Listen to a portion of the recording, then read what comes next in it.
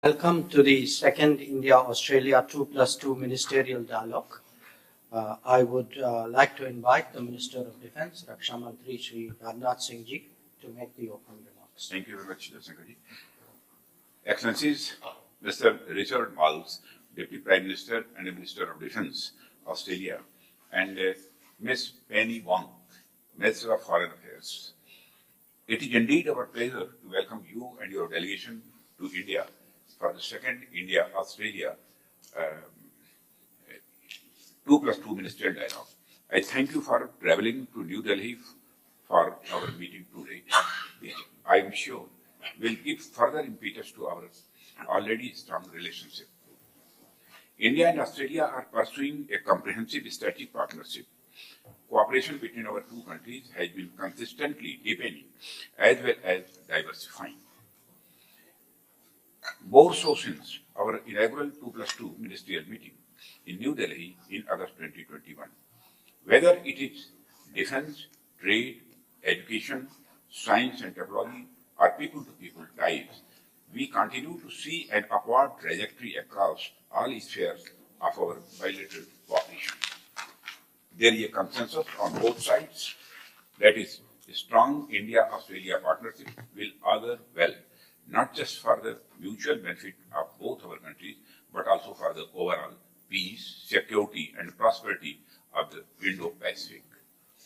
The commitment towards further strengthening of our bilateral relationship has been reaffirmed at the highest level every time our Prime Ministers have met, either for summit-level talks or at multilateral fora like the Quad and the G20. Excellencies, defense in particular has become one of the most important pillars of our strategic partnership. I have had the opportunity to take forward some important initiatives with Minister Marles through our bilateral engagements. Earlier today, we also had the opportunity to discuss our bilateral defense cooperation at length. I am sure that through this meeting today, we will move ahead to take this partnership to the next level. Thank you very much, Excellency Marles. You have the floor, please. Well, thank you, Mr. Singh, Mr. Jaishankar. It is an enormous pleasure for the Foreign Minister and I to be here today. And it was an incredible privilege for me to be at the game last night. And can I thank India and commend India for the hosting of an incredible tournament over the last 6 weeks. It put cricket on display to the world. And I think for those of us who are cricket enthusiasts, and both the Foreign Minister and I are in that category, the historic pilgrimage when it comes to cricket has been to go and see Lords. But in a contemporary sense, the home of cricket now really is in India. And I think for those of us who love cricket, the pilgrimage that we all want to make now is to this country. And it was just a fulfilment of a lifelong dream for me to be able to actually watch cricket being played here in India. And the shared love of this sport by both our countries, I think, embodies the state of our relationship. We are two countries which share history, we share democratic traditions, we share the rule of law, freedom of speech. We share this in a world where our strategic alignment is greater than it has ever been. For both of us, China is our biggest trading partner. For both of us, China is our biggest security anxiety. And we share an ocean, and in that sense, we are neighbours. And there has never been a more important time for our two countries to be working together. And from our perspective, we cannot overstate the importance of this relationship. We really look forward to talking more about that strategic landscape in our meeting today. We look forward to talking more about ways in which we can cooperate around maritime domain awareness and more about the ways in which we can cooperate with our diplomacy, particularly in the region that surrounds us. This year, Minister, as you said, has been a big year in terms of defence. We've seen the first visit of an Indian submarine to Australia. We've seen greater cooperation between our P8s, the highest tempo of defence exercises in our country's history. All of that speaks to, I think, the appetite and the ambition on both sides to be engaged more in defence and to see that as being very much part of the bedrock of the bilateral relationship. So we are enormously pleased to be here. We really look forward to the conversations that we're about to have, and we very much thank you at a very busy time for you both, we know, for having the 2+2 today. Thank you.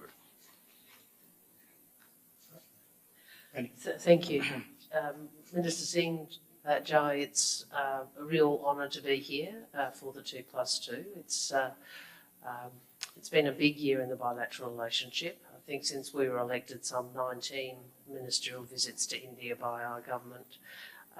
We've obviously had Prime Minister Modi's state visit to Australia, which was so welcomed. We've done a lot of work together bilaterally, and we hope to do more again today.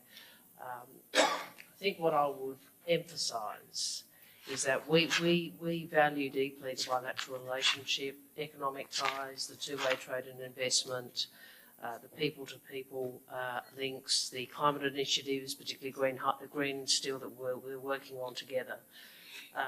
But to again underline what we all know, which is this is a partnership which is consequential for us, but it is crucial for our region. And we see you, India, as central, crucial to the sort of region we continue to work for, peaceful, stable, prosperous, in which sovereignty is respected. And we look forward in this discussion to going further on the ways in which we can both work to deliver that. It's great to be here. Thank you. Thank you. Let me also echo the sentiment that it's been an exceptional year for our relationship, and I see that our Prime Ministers have actually met 5 times this year, thrice in each other's countries and on 2 other occasions as well. And we've had our first ever annual summit in March this year, so that also is a very noteworthy development. When one looks at milestones, the Economic Cooperation and Trade Agreement, ECTA, entered into force last December, and we are seeing its economic implications unfold this year in terms of a trade increase. The Migration and Mobility Partnership Arrangement was signed, and we reached a mutual recognition of educational qualifications. Both are very important steps, I think, for the further development of our relationship. And we can see today a 1 million-strong Indian community and 100,000 plus Indian students really form a living bridge between our 2 countries.